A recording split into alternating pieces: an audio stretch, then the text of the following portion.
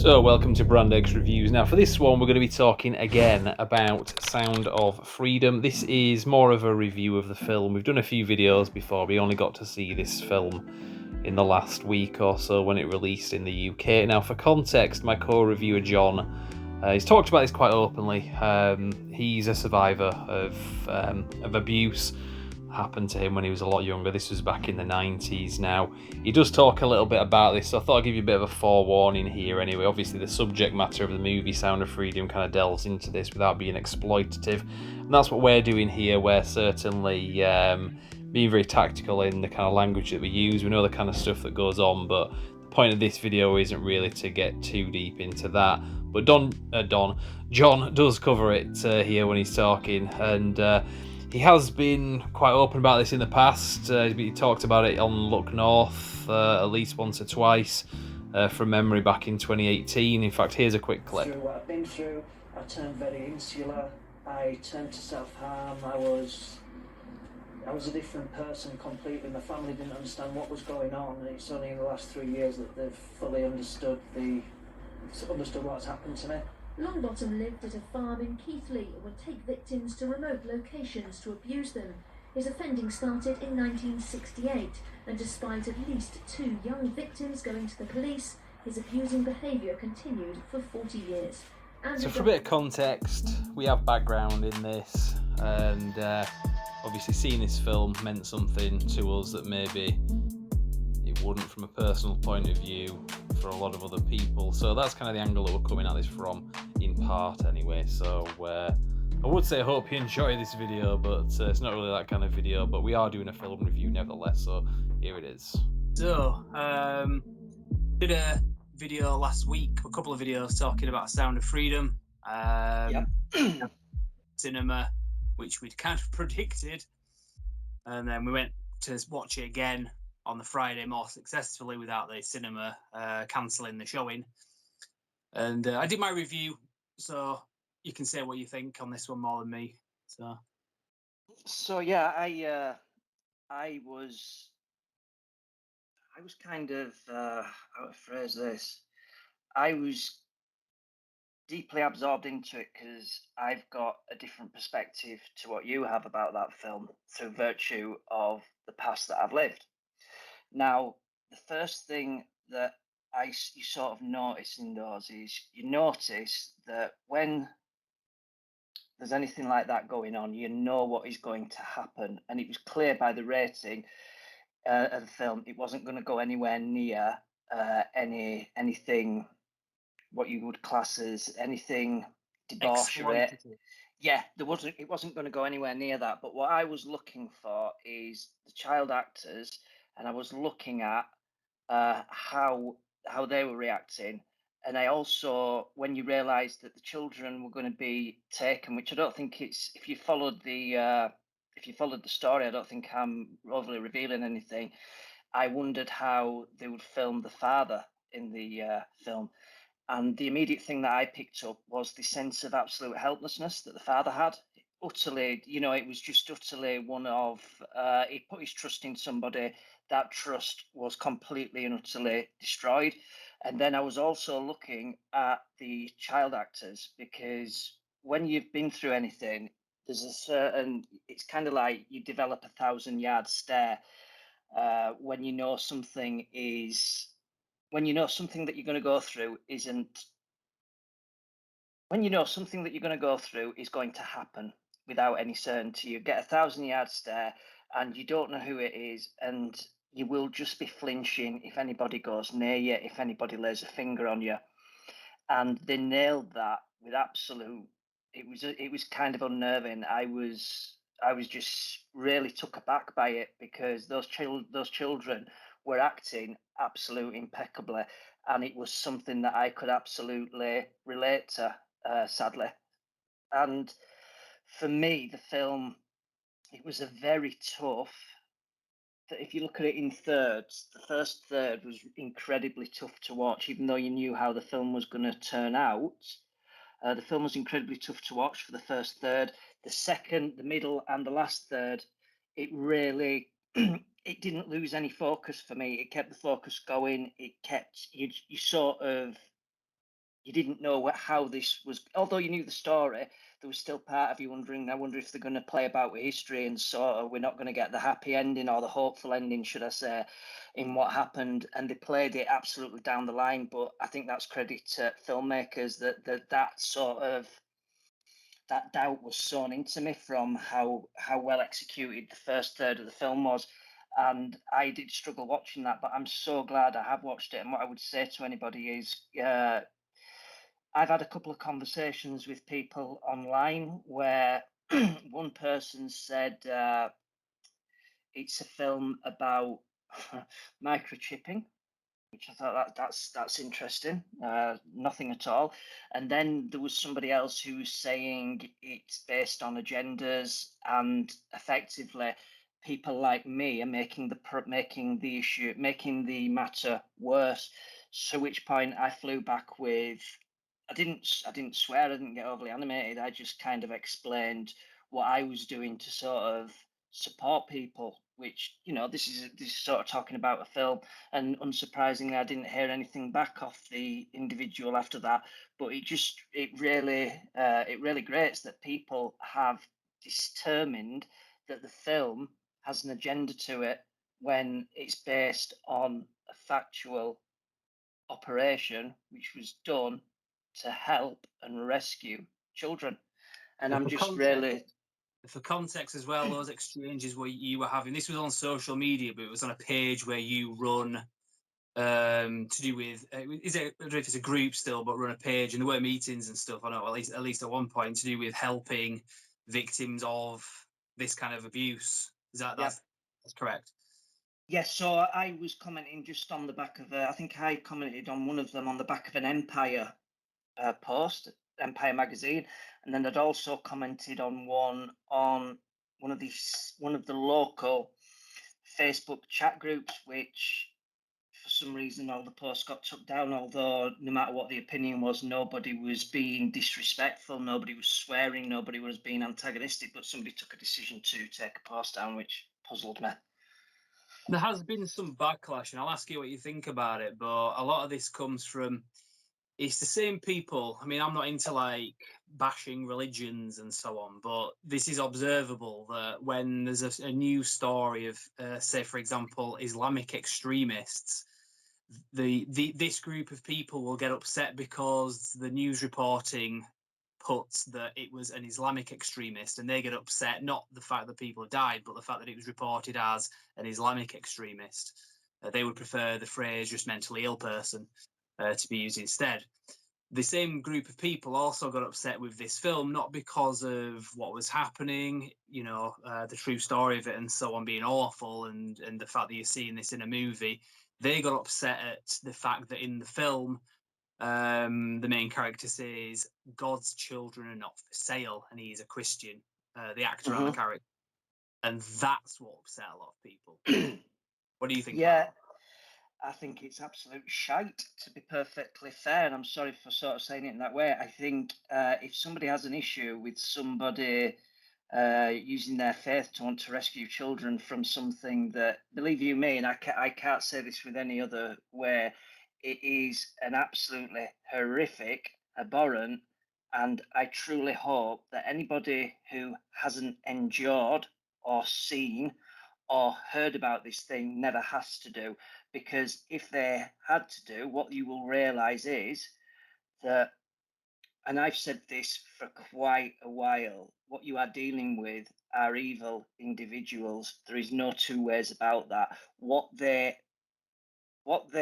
want to do, what they absolutely do, is destroy lives. You are left absolutely hopeless. You are just hoping that while something's happening, you are hoping anything will happen that will end everything at that moment, literally end everything. And if you don't wake up, that's you just kind of make peace with that. And then at the same time, you are wanting to make it to the end of the day. You're wanting to get through each day, and it's a really contradictory terms, because on one hand you don't want to live, on the other hand you want to survive, and it's a real battle. So for somebody to be upset because somebody says God's children, I find it. I don't know I really don't understand where they are coming from, because Marxism. yeah, I just don't understand why somebody would find that phrase disturbing. Let's look in our country. Our country, England, United Kingdom, however you want to phrase it, it is run by the monarchy. It is Church of England.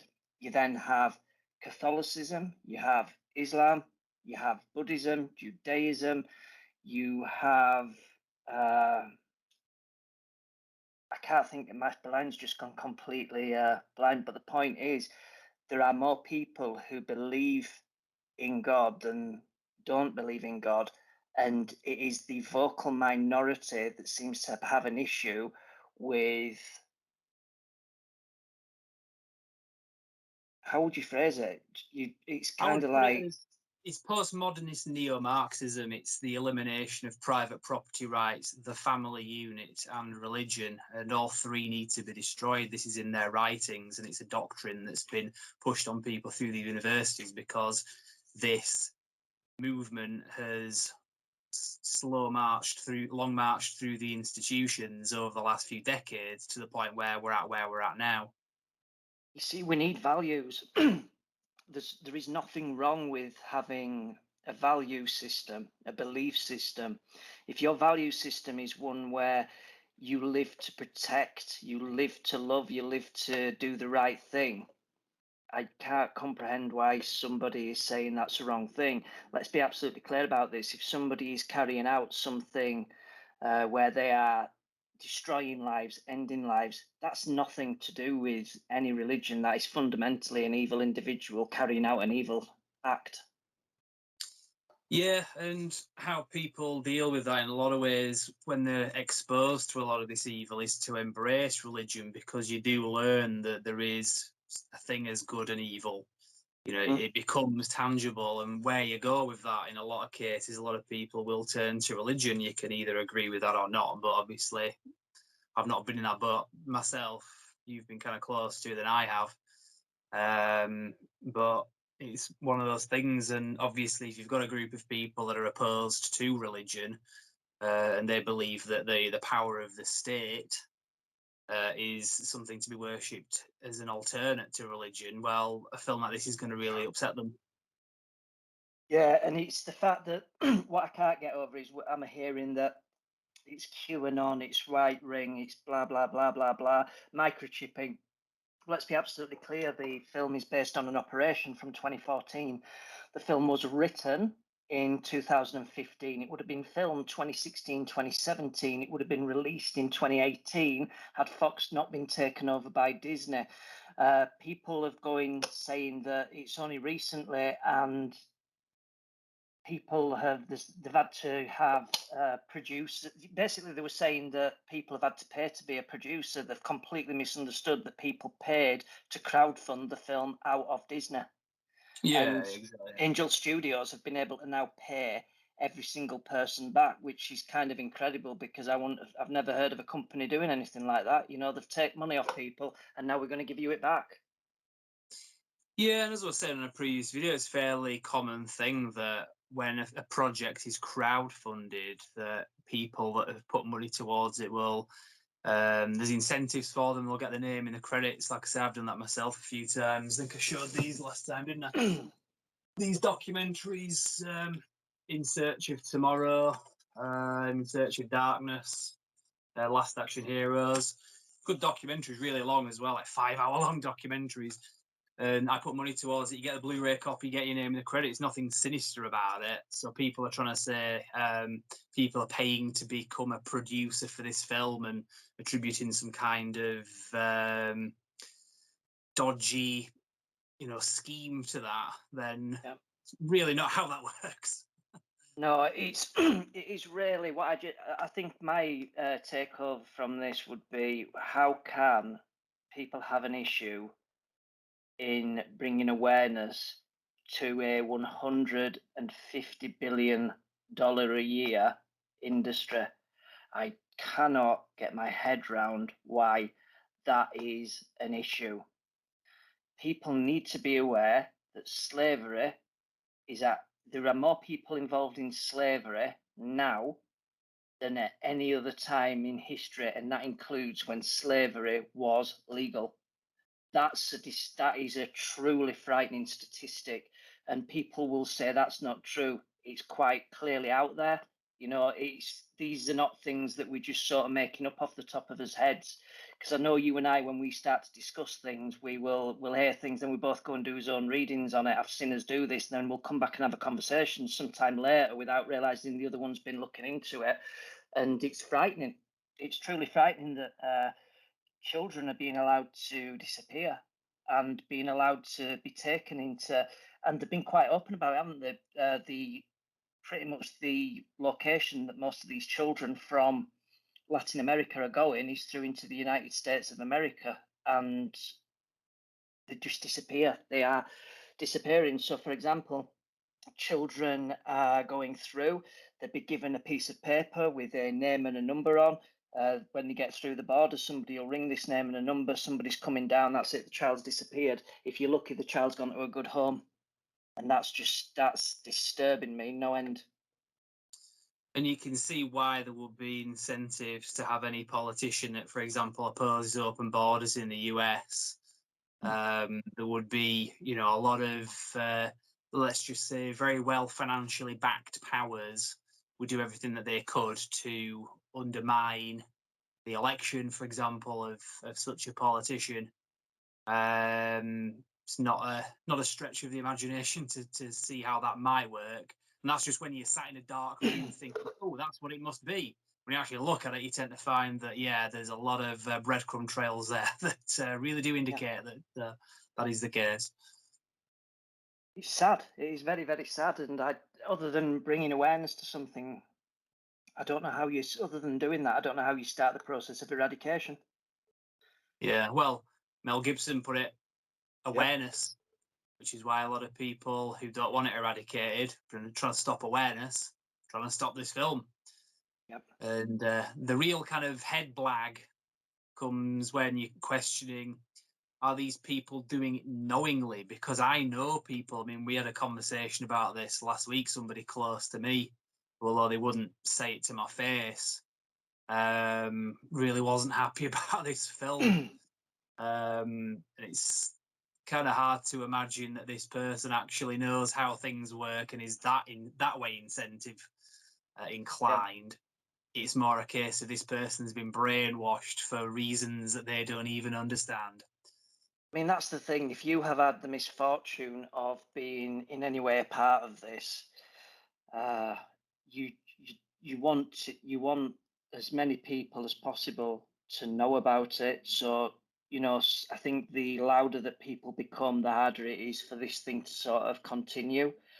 But when people are being very dismissive of it, and people are saying that a film is a film where the actual purpose is to replay where a guy went with the purpose of finding two children on behalf of a father,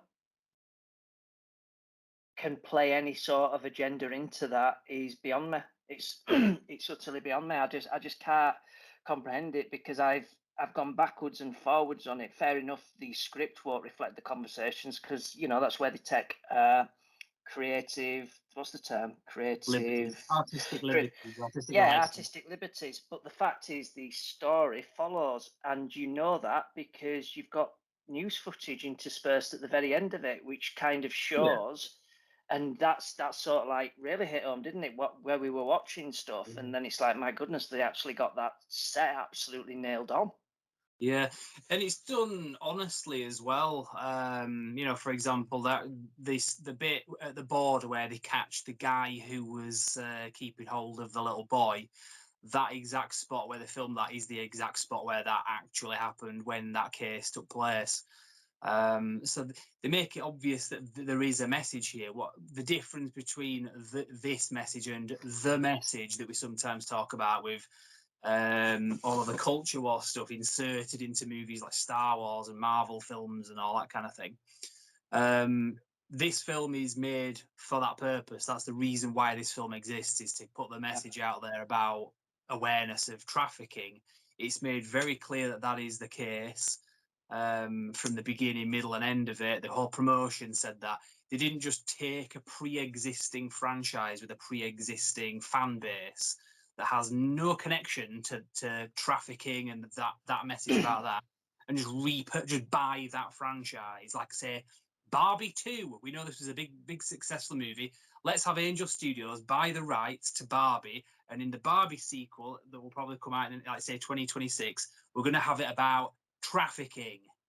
That's the difference. They wouldn't do that, but that's what those on the left and Hollywood do and have done by hijacking all of our friends. That's the difference between a movie like Sound of Freedom that's pushing a message. It's made it clear and obvious. And if you've got a problem with that message, you've got to be asking yourself why. Yes, I absolutely agree with that. So, well, I think we'll have to cut you short anyway because we can't have the video being too long. But yeah, I think you made some good points there. So, my rating of this film, I'd have to give it a good solid 10 out of 10 because it did what it had to do. It was extremely entertaining. It might not have been the best in terms of like editing. You can nitpick.